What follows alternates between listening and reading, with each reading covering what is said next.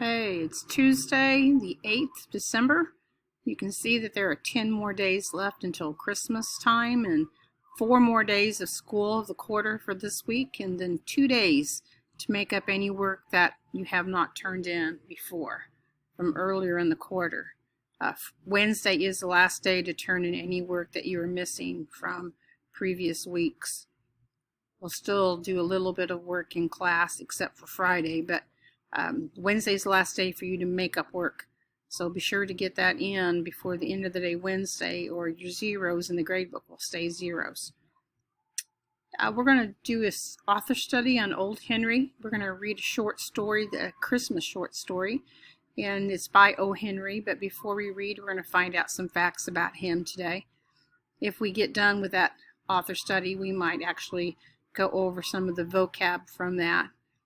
The website that I'll post tomorrow morning, that will have the book on it, and you'll have to read it online, and I believe also that has audio with it so you can listen to it.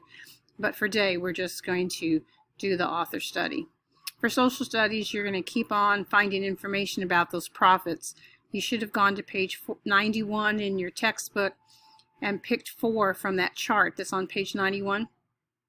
You put on that paper I gave you their name, and you have to have 4 facts about each in complete sentences. 1 fact should be what they taught, because that's out of the book on page 91.